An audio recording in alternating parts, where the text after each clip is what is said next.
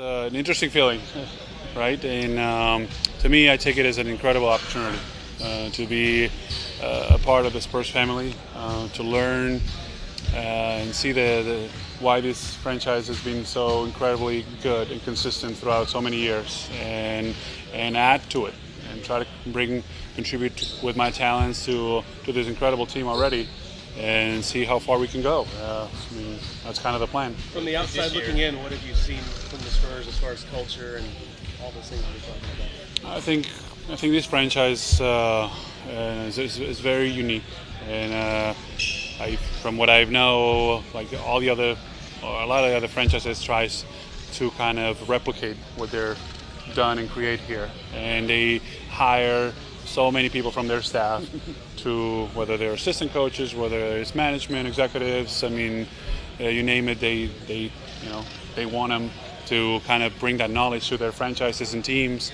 So you can tell that it's a different environment. Pop sets its own. I mean, he's the guy that makes this whole puzzle pretty special, and everyone buys in. Everyone follows the path. There's a lot of experience here, a lot of championship experience as well, and that also makes it very unique. So I don't know. I'm just excited to learn more, to give everything that I got, to bring my talent and my excitement to this team, and contribute as much as they need me to contribute. Tony says he's known you since he was 14 or 15 years Yeah, old. a long time. Probably 15, yeah. When our first championship, I think, was in Bulgaria. When I turned 18 during that championship, and I think Tony was 15. So it's been a long time since we've had a lot of battles, a lot of games that we faced each other in the NBA and internationally. And no, it's been fun to me. Internationally, we won many of them, most of them. Here, the Spurs have been so good for so long that only on our championship runs in LA we were able to beat them. But here we are together now, and we got to focus on the present, look forward, and do whatever you can to make the best out of it, and that's what we're going to try to do. How during his exit interviews, your brother said that he could see you coming here. Was that something that had been percolating in your mind for a while now? I mean, it was percolating in my mind for the last couple of years, when I also had a chance 2 years ago to come here, and San Antonio was one of the teams that was interested in me to sign not this free agency, but the one before. I think both Mark and I think if you're a basketball fan, you admire what the Spurs have been able to do, the way they played. I mean, they've been an example for all the teams in the league. So I love the game. I love to play the right way.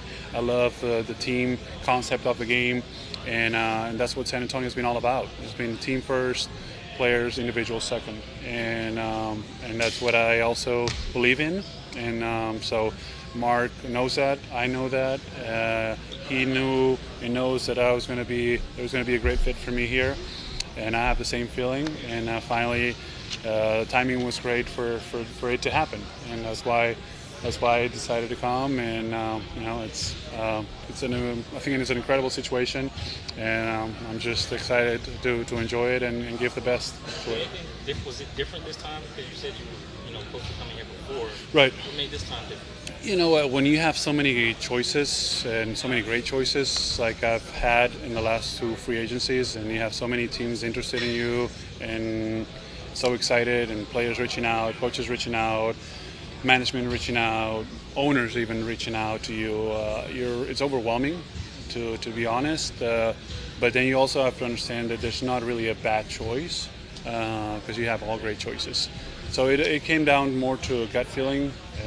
So before I thought Chicago was going to be a great fit for me, and it was in so many ways. We just didn't fulfill our team expectations because of the talent that we've had. But a lot of things played also a role into that. Now I felt like it was a perfect time to come here and be a part of this team of the Spurs, and that I was going to be, and I can be a great fit to the team and great attributes. So I'm willing to to put and do whatever it takes to help the team accomplish its goals, and that's what I'm here for. How does it feel to be Tim to stay? Like, yo, man, I'm coming. Can you stay now? Well, that's a very personal decision. I don't know if I would have ever felt comfortable asking him that, but I did talk to him before he announced his retirement. I didn't know what he was going to do. Again, I felt I have great respect for Tim, so I have a great respect for the decision that he had to make. But I didn't know before I made my decision. I didn't know if he was going to retire or not. It would have been great to play with him. But things happen for a reason, and I hope that he's around so I can talk to him, learn from him, because he's a guy that has inspired me throughout my career. How does it feel to be the guy? But not that you can be him as a player, but what kind of responsibility is it to step into his spot in the lineup? Yeah. Well, that's a good way to put it, right? Team has been so exceptional and unique. I think it's considered by most of us the best power forward has ever played the game, and so I'm not coming here to filling into his shoes and the spot that he left, but I'm here to make the best that I can to fit in as best as I can and to work with the guys that are here to win a title, basically, right? And work as hard as I can to do that. It's a challenge. It's an opportunity. It's a privilege, but it's at the same time it's a huge challenge. I'm a very ambitious guy. I look for challenges like this, and this is why I'm so thrilled about the opportunity. But I'm just gonna just focus on working and how analyzing also and seeing, getting a feel of what is the best way for me to help this team be better. How one of the things that Tim did on the court last year at the end of his career, he wasn't playing as much as this for them, but he's still doing things on the court. Right. What are those things that he did that you could replace? Well, it's very hard to replace the things that Tim did on the floor, especially because of his presence, the leadership, the weight that he had in the locker room.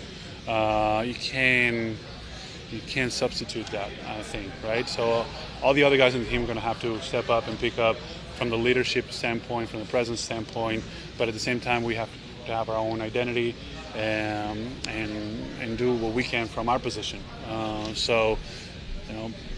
Defensively, I think he was a guy that he was always in the right spot at the right time. He might have not been as athletic as he used to be, but he was always altering shots, communicating, being a presence of comfort and confidence to his teammates. That's kind of what I'm going to also try to do, and what I've been able to do during most of the time of my career. And as I learned that's an important thing, be an anchor defensively from your team, be a facilitator. We have a lot of talent offensively, so we're just going to have to, I think, moving the ball and playing the game the right way and being unselfish, finding the open guy, which are concepts that are sometimes overlooked, but I think the concepts that have also defined the Spurs for many years. So that's the way I also look at the game. And so play together, but understanding that defensively is what really makes the difference in the game. It's such a small ball league now. Yeah. Considering when you first correct. came in. Yeah. No question. That pros and cons for you and LaMarcus, being like twin towers, basically. What are the pros and cons for that? How do y'all maneuver through that? Right. Yeah, I always believed in an inside-out game, and how an interior presence makes a big difference in the game. The game has changed, as you mentioned. There's no question about it. And now the teams that have won championships lately, they have won them pretty much going small and playing a faster pace. So you have to definitely be aware of it, adjust to it, but you don't get away from your strengths. I'm a big believer on playing to your strengths and to the strengths of your weapons, and you have to utilize them. Some teams are going to have certain advantages. We have our advantages, and it's up to the coach. Obviously, we have the best out there to manage that and recognize when it's time to go one way or when to utilize certain lineup. And we're all here to win. I think that's the main thing. And the team is always going to be first, and it's all going to be about winning. So whatever it takes. You got Tim, Kobe, KG. freshman era. What's that going to be like this year with all three of those guys? I mean, it's kind of part of a process of life. Things evolve, and that's why you gotta take advantage of opportunities, take advantage of the moment, knowing that some, in this case, players retire, and all those three guys have played very, very long careers and had a tremendous impact in the game, and they will be missed in so many ways.